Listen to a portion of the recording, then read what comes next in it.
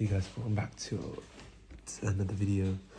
So we will be talking about everything about muscles in today's video.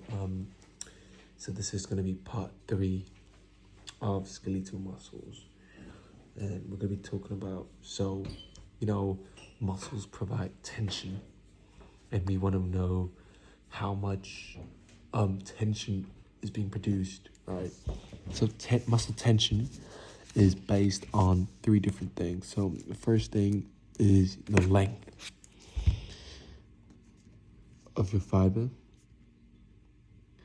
Second is how many fibers there are.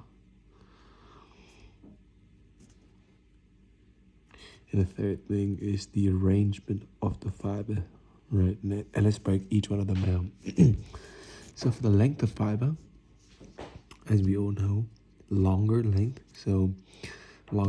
are able to contract, the fibers are able to contract more, right? Because if they're longer, they have more distance or more potential to contract. So the overall maximum tension produced will be stronger, right?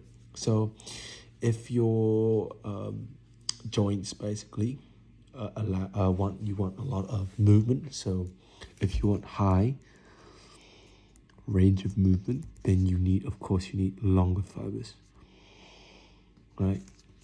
How many fibers? Of course, you don't have to ask. More fibers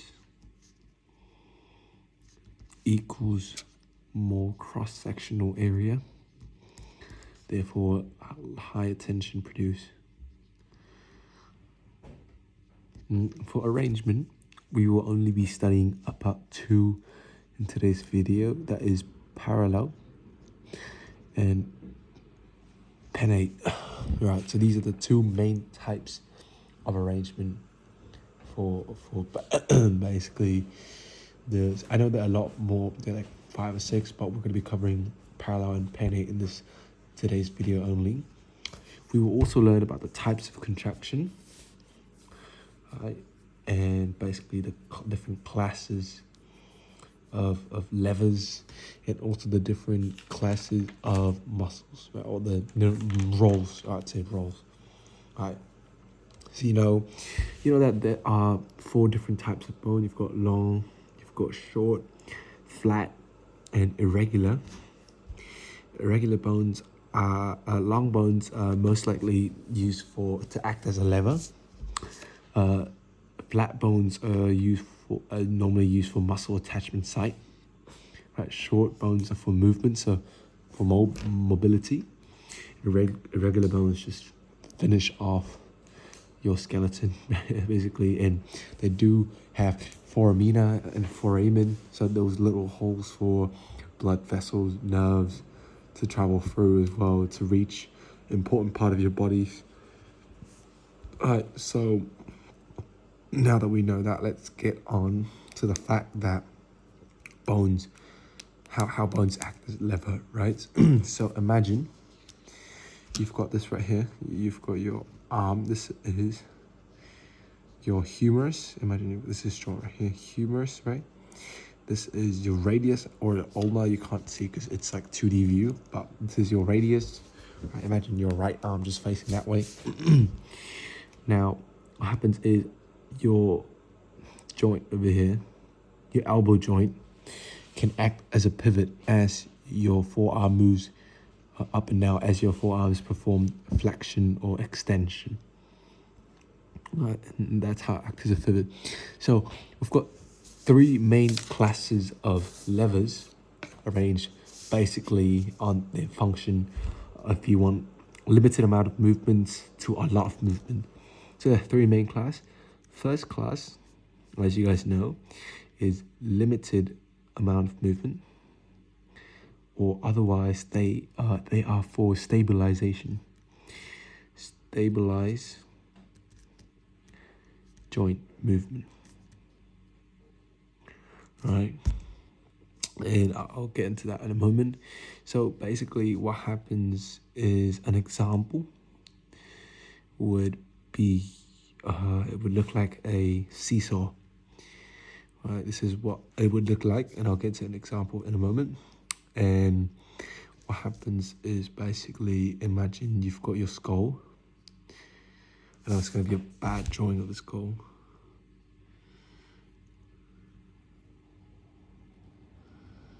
Imagine this is your skull, okay? This is your neck muscles. This is your neck muscle. So basically the joint is right here. Right, this is your pivot or your fulcrum. Your load is this guy. Your load is your skull because the load is heavy. And the applied force direction is this way. Right, because your muscles will be contracting. And basically, like, imagine this is your skull, this is your muscle. They'll contract to bring your skull upright. That's how this is an example of a first class bone, first class lever, where you want stabilization of your neck. Right? And so this right here is when the pivot is between the load and applied force. All right, so this right here is your neck joint. And neck extension. This movement is called neck extension, right? Because when you're going back to your original anatomical position, that's extension. Neck extension at your lateral occipital bone, occipital joint. You've got second class lever. Right here, you want medium amount of movement, not too much.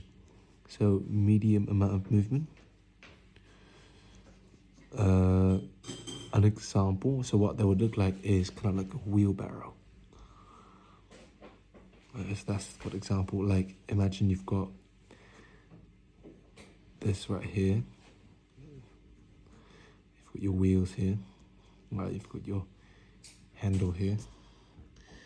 Basically, this is like a wheelbarrow. What happens?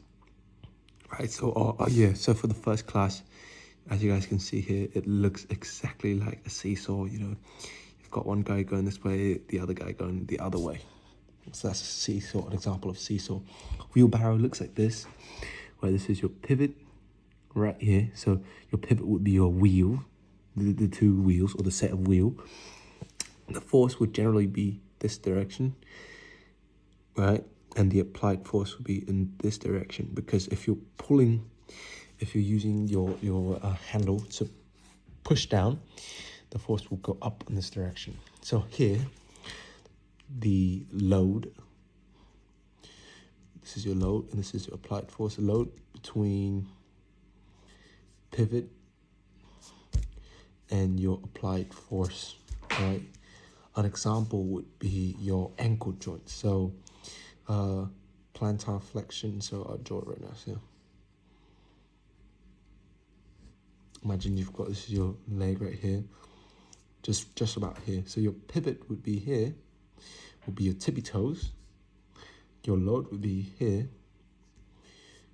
P, and your applied force would be in this direction, right? So this is plantar flexion at your ankle joint. Right, so what happens, imagine you're standing straight up and you're tippy-toeing upwards, so you're trying to reach higher. As you can see, the bottom, so the front part of your feet act as a pivot because it's not moving. Your muscles behind your thigh and your basically your leg will contract and bring you upwards. Right, so that's how it works. And yeah, this, you can see this diagram right here, it matches perfectly a wheelbarrow. Third class will be the most amount of movement, okay? Most amount of movement. An example would be a fishing rod. And I'll draw it. So here, now the applied force would be between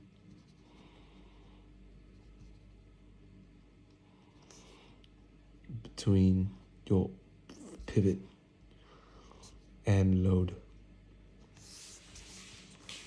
And imagine this is, you've got your knee, this is now your elbow.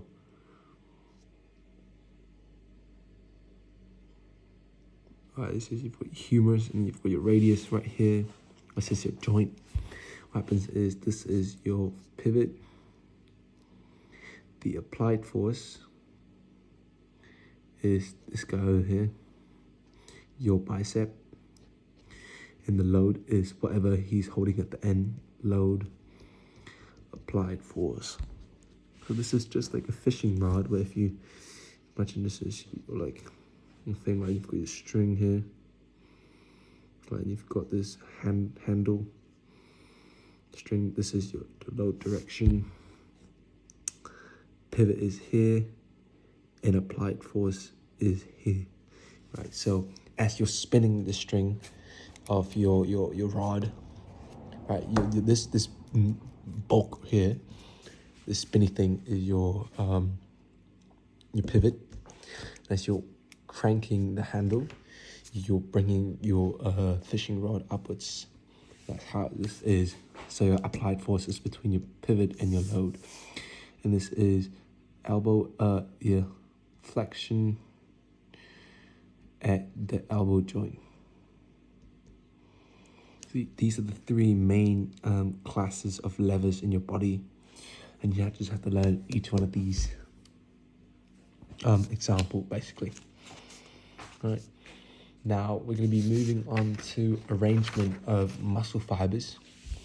So as you know, I said over here, so we've covered arrangement. We've covered two classes of levers. Now we're going to be talking about, so we did talk about length of fiber. So of course this is easy. Now we're going to be talking about arrangement for parallel and pennate. Right. So parallel is basically when the arrangement of the muscle fiber is parallel to the arrangement of your connective tissue, basically. Right, this is parallel. So we'll have a smaller surface, cross-sectional surface area, but bigger contraction, basically. Bigger contraction because the fibers are longer and they can contract more. This is pennate, P-E-N-N-A-T-E. This is when the arrangement of the muscle fiber is not parallel to your connective tissues. Right, imagine this is what it looks like. All right, just like that. This guy will have a larger surface area because of the way the fibers are arranged, but smaller contraction because the length of the fiber is shorter, right? So it's kind of like a balance between two. So if I was to draw this, right, of course, it's not going to be accurate, but if just imagine this, you've got 1, 2, 3, 4, 5, 6, 7, 8. For example, you've got 8 fibers here. If you've got the same area, so roughly what I'm trying to prove here, right? And you arrange them 1, 2, 3, 4, 5, 6, 7, 8, 2, 3, 4, 5. So this guy will have 16 fibers, right? But here, each one of the fiber is long. Here, there's only certain fibers are long and the rest are short, right? So overall, the kind of effects cancel out. Let's move on to types of contraction of muscles, right? So you've got 3 types. You've got concentric contraction. So again, we're going to be using your elbow joint with your forearm, and with your radius ulna and your humerus as an example here. You've got concentric, you've got eccentric, and you've got isometric contraction. So these are the 3 main types of contraction. So here, imagine you've got, this is your elbow. This is your bicep, right? And then this is kind of like your tricep. I know it's a horrible drawing. tricep. Let's do the same for all of them. Just like that.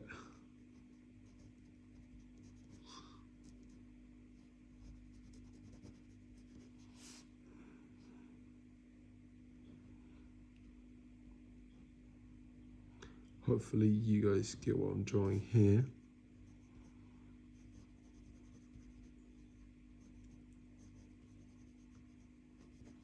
Just like that, okay?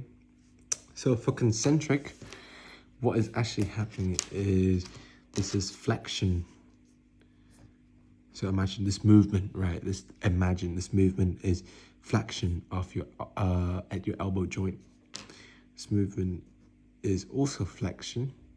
It's kind of like extension, but you're not relaxing both of your. So in all of these situations, both the bicep and the tricep muscles are flexed or are contracting, right?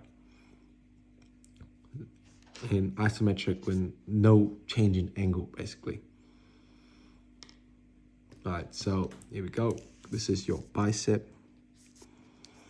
This is your tricep, right? Bicep, tricep, bicep, tricep. Concentric contraction is when all your muscles are actively contracting, right? When your tension over what comes your load, right? The muscles will shorten. Right, okay.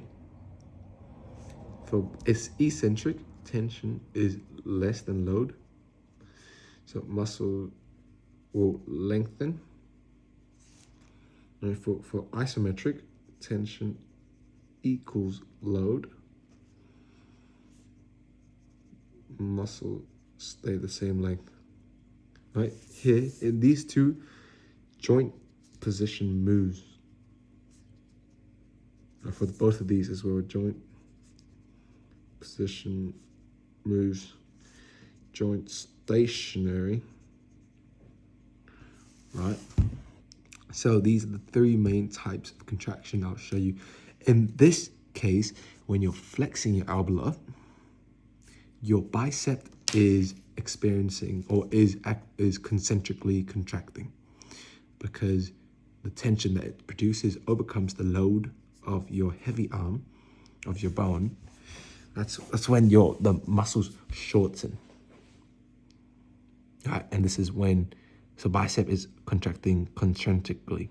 The tricep in this situation, however, is contracting eccentrically because the tension it produces is less than the load. So the load will overcome the effect of the contraction of the tricep. So therefore the muscles will lengthen, hence the tricep here. Right, so in this case, the bicep is concentric and the tricep is eccentric. In this case over here though, the bicep is now eccentric and the tricep is, oh sorry, wrong direction, arrow, is concentric, right? Because now the tension of the tricep produced by the tricep overcomes the load. That's why your tricep will contract and you'll bring your arm back down, and the bicep is contracting eccentrically, right? Because the tension produced by it is less than the load. That's why it's giving in. The muscles will lengthen back again. Isometric is when there's no movement, right? Imagine you're just flexing your arm up like this, and you're keeping your elbow still, no change in angle at all. So the force, the tension produced by both muscles are the same now. So the muscles will stay the same, and they're both contracting isometrically. Right, so these are the three types of contraction. So there's no change. Both of these will be I. All right, and now we've got types of muscle roles. So the four main roles are agonist, antagonist, stabilizers, and neutralizers. So agonist are muscles that concentrically contract. Concentric contraction. Antagonist is eccentric contraction. So in this example here, the bicep is the agonist because it's contracting concentrically, and the tricep is the antagonist. In this example here, the bicep is the antagonist and the tricep is the agonist. Right, stabilizers are muscles, so they are isometric contraction. All right, so both of these guys in this case will be stabilizers. So they contract so that prevent the movement of the joint overall. So the joint is not moving here. Neutralizers, however, is a bit different. Neutralizers eliminate unwanted movement caused by another muscle. Right, so in previous videos where I've told you that your forearm is able to supine and pronate, supinate and pronate, right? But then if you flex your arm, if you flex your bicep and tricep and try and rotate your forearm, it will hurt, right? Because your muscles are not supposed to do this. So the pronator muscle in your forearm act as a neutralizer to prevent your bicep and tricep from rotating your forearm. If that's how you understand. So neutralizer is different from these types of three, right? Here, stabilizers are actively contracting to keep the joint still. Neutralizers are passively there to prevent the contraction of another muscle that moves the joint.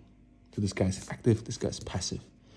Right, so yeah, again, the pronator muscle in your forearm prevents when you flex your elbow up, when the bicep and the triceps flexed up, your pronator muscle prevents the tricep and the bicep from rotating your forearm. That's why they act as neutralizers. All right. Thank you for watching today's video, and I'll see you guys in the next one.